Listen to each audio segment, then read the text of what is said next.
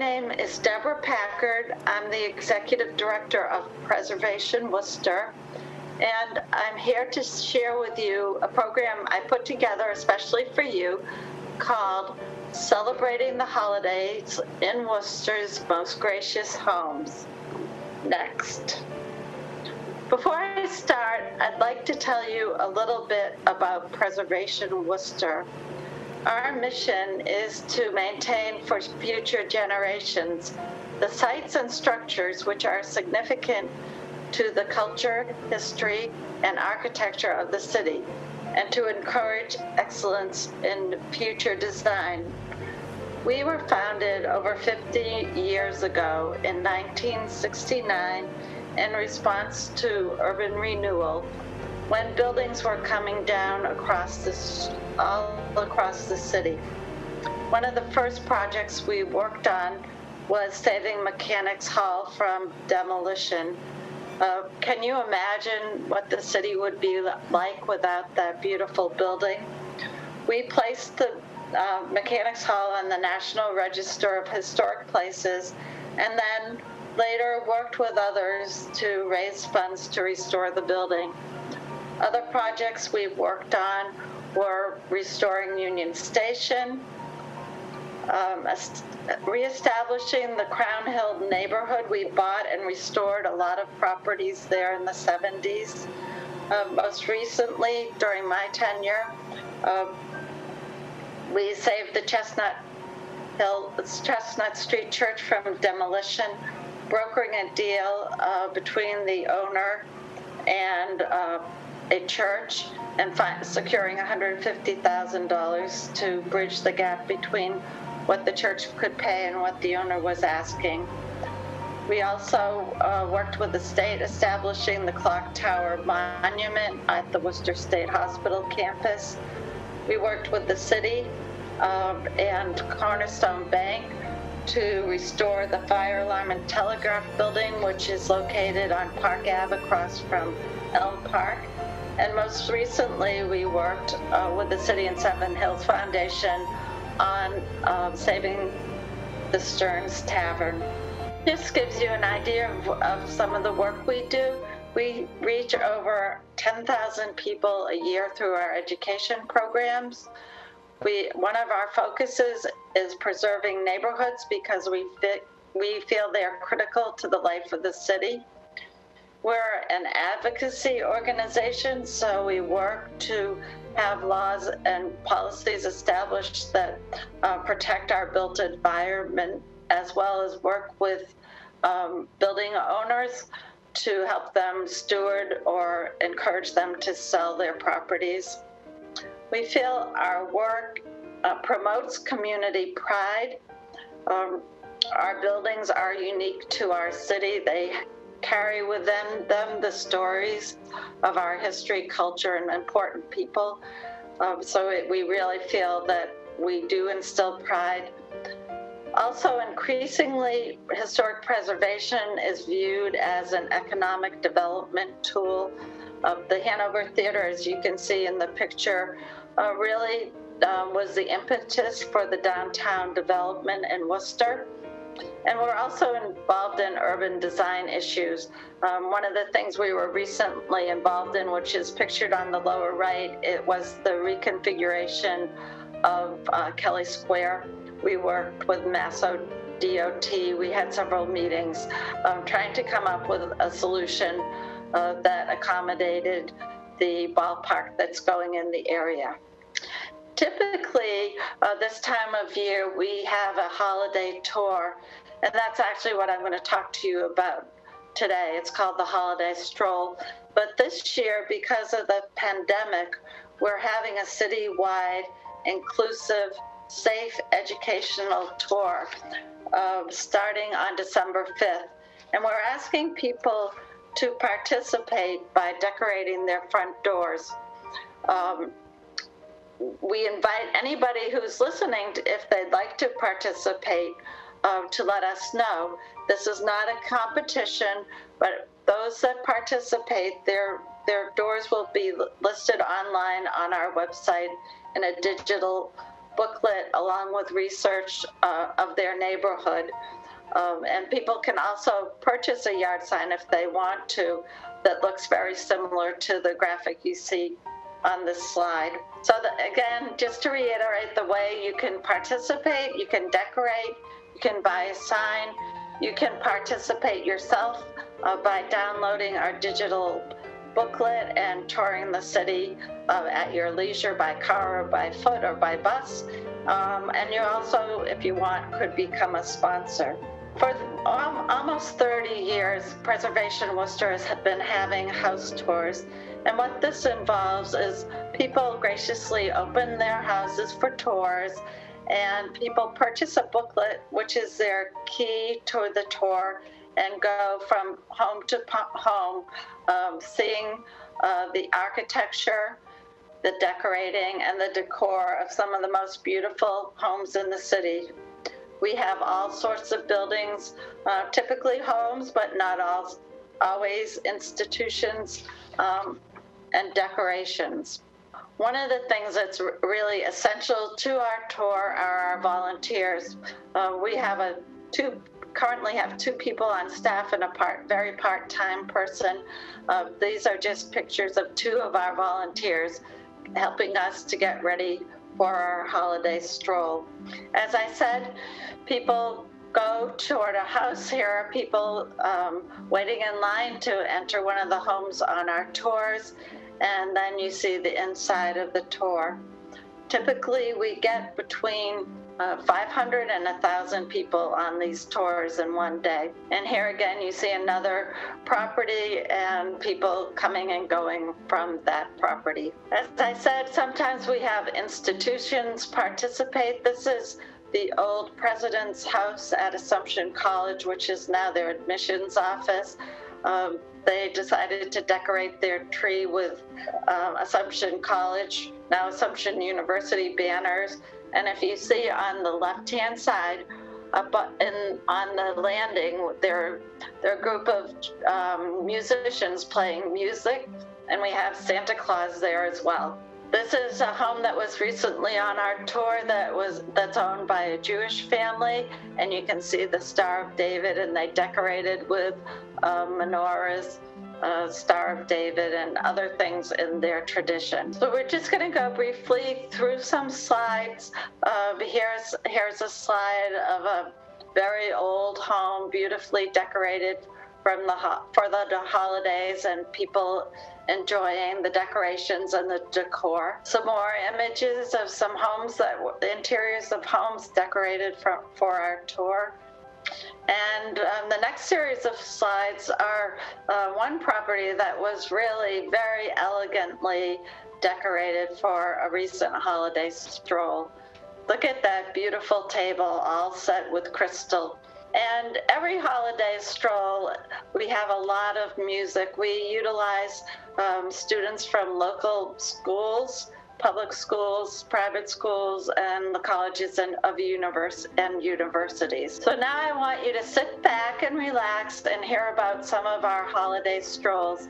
When you typically go on a stroll, you're asked to put these booties on over your shoes or go stocking foot so you won't bring in anything from outside into the home or hurt the floors in any way. But because you're having a virtual tour today, no booties are required for you. What I'm going to do in my talk is focus on one of the holiday strolls that we had, and then focus on some of the properties that have appeared in previous holiday strolls. I think our most popular tour ever was our holiday stroll of the Massachusetts Avenue Local Historic District. The image here is a picture from a book that was written by our former staff member, Susan McDaniel-Chikachi, called Living on the City's Green Edge, which is a beautiful book about the Mass Ave Local Historic District. The Mass Ave Local Historic District was a high-class subdivision developed in 1989 by Stephen Salisbury, 1999 by Stephen Salisbury III. It was known as Bancroft Heights. His goal in establishing this neighborhood was to keep industrialists and prominent citizens in Worcester rather than having them moved out to the suburbs. The subdivision was part of a 105-acre farm of Reverend Aaron Bancroft. Reverend Bancroft was the founding member of the First Unitarian Church, located in downtown Worcester. The farm was the birthplace of his son, who was a noted historian and statesman, George Bancroft. What Mr. Salisbury wanted to do was to create the character of a country estate. So people who lived in the houses had homes that were elegant and almost like they were in the country, but they were also within walking distance of downtown Worcester. The neighborhood, Mass Ave, has a tree-studded island going right down the middle of it, and the area was laced with walking or horseback riding trails. On the top of the hill in Bancroft Heights, Mr. Salisbury erected a medieval stone tower that looks across the city. I think many of you will be familiar with Bancroft Tower, and he also established that in the neighborhood. This slide shows the properties that were on our Mass Ave tour. Most of the homes were colonial revival style homes. Others are Tudor or arts and craft inspired. Most of them are architect designed. Many have a common feature of large front porches for sitting. They also have large entrances with wide leaded glass side lights. These homes have spacious rooms. Many of the finishes are unpainted natural wood. You can see there are lots of chimneys. These homes had multiple fireplaces. Many had window seats, and again, large lead-painted windows. This is one of the houses that was on our tour. It was owned by Rufus and Mary Dodge. It's a colonial revival style home. Mr. Dodge was a prominent Worcester attorney. He was also the mayor of Worcester. He was an avid hunter, horseback rider, and walker. Interestingly, he died in 1935 at the age of 74 when he was struck by a car on Park Ave on his daily walk to a downtown club. You can see from this building that people are entering Mr. and Mrs. Frost's house.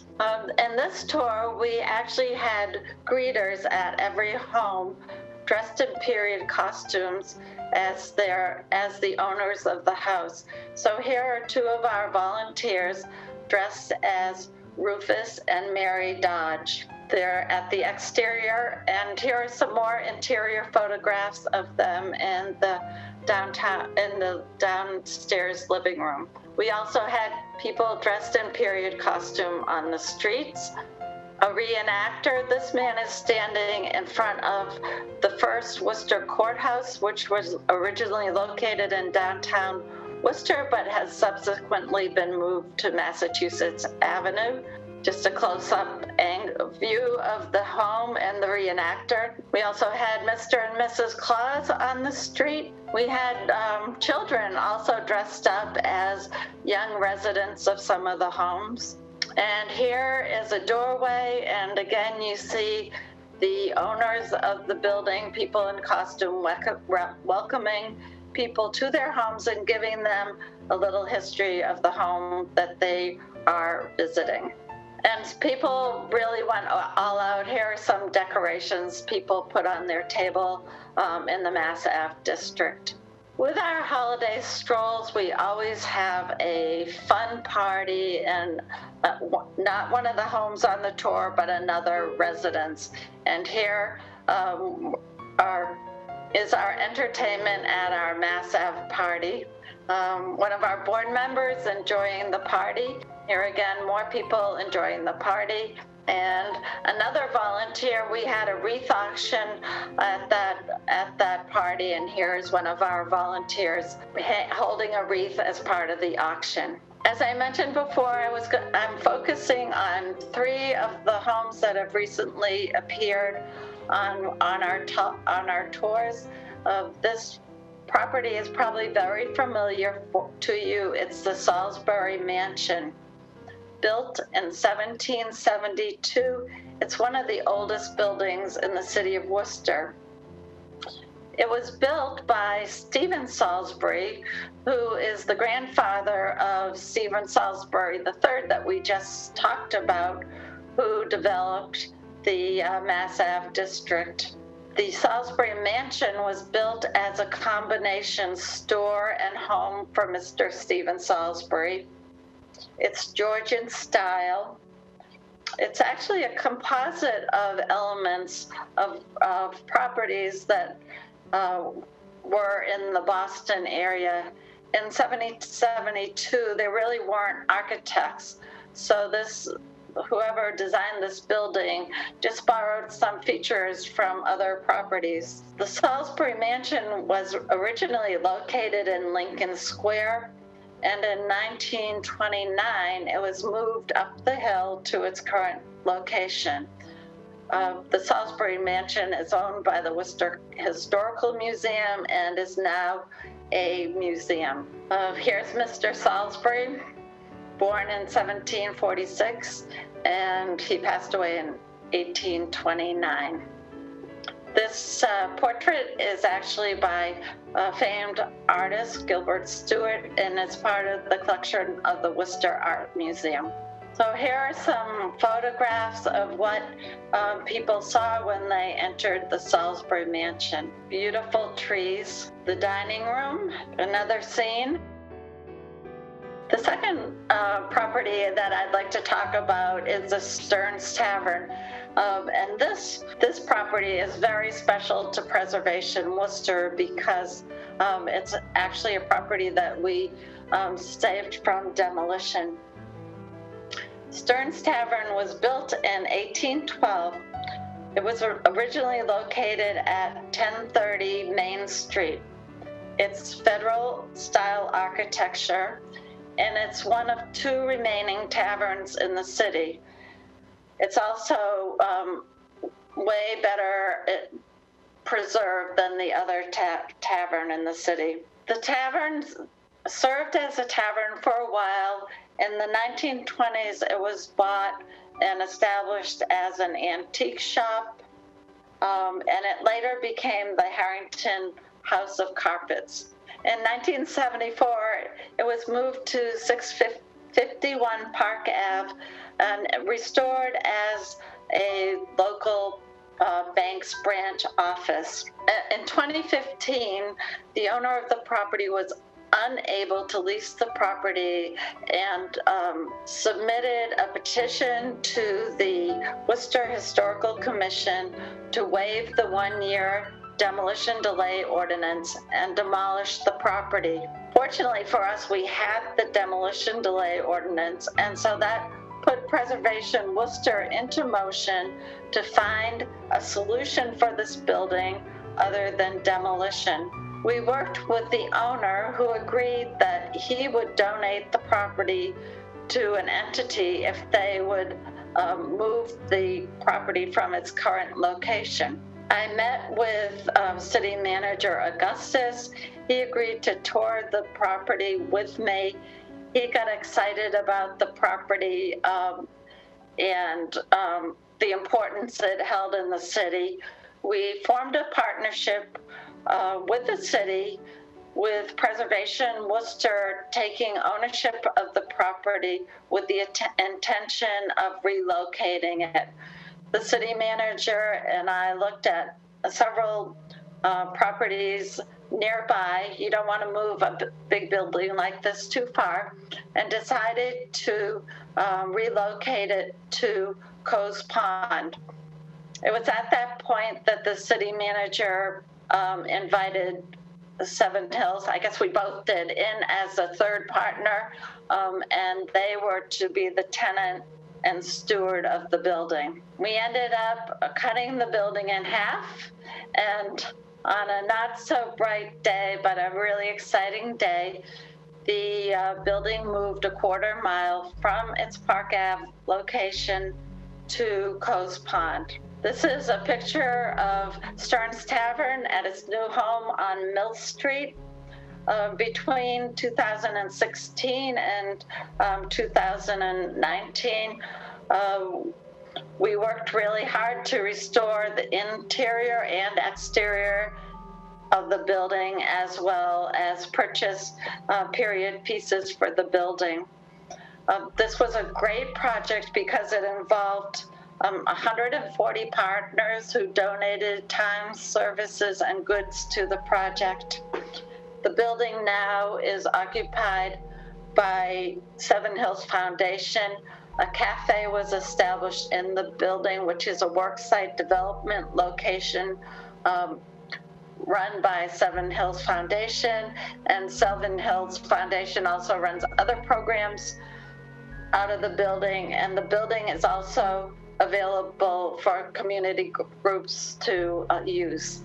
So last year we had STEARNS Tavern on our tour. Here's Seven Hills actually put beautiful wreaths in every window. This is a picture, another picture of you on the left of the decorated windows in the park, and the right shows part of the cafe area that's run by Seven Hills Foundation. We had carolers, you'll see, bringing a festive mood to the building, and you can see we had simple decorations, but really pretty decorations, sort of typical of what would be in the tavern. And the front room is really not open to the public except on special occasions, and this is we call the circa 1812 room. You can see that a great deal of care was taken to get period pieces into that room with very simple holiday decorations. And here are some other elements from the circa 1812 room. And then this is a really exciting room. The mural on this wall, which features the Revolutionary War, we believe was put in when the antique store was established in the 1920s. The mural was not in great shape, and the woman on the left, Birgit Strela, who is a Preservation Worcester board member and also works as the conservator at the Worcester Art Museum, painstakingly with a tiny brush reestablished the mural and cleaned it, and it's just beautiful. And this is the dining room. This room also is available to groups. They would contact the Worcester Parks Department, but it's typically not on view to the general public if they go in to the cafe for a hot dog or coffee or an ice cream cone. And the final building I want to talk to you about is KNOLLWOOD. KNOLLWOOD is located on Salisbury Street. And we've used KNOLLWOOD a couple of times, both as a place for our holiday party or after our pre-party, which typically is the night before. And also we had it on our tour. So this is a picture of KNOLLWOOD on the evening of one of our parties. KNOLLWOOD is also known as the Lyman Gordon House. It was built in 1914, as a 20-room private residence for a Mr. Lyman Gordon, who was the founder of Lyman Gordon, one of Worcester's major corporations.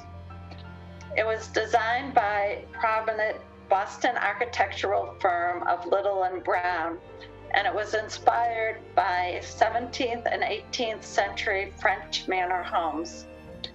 Mr. Gordon died unexpectedly in 1914 while the house was under construction. And the next owner who purchased the property in 1917 was Lucius Knowles.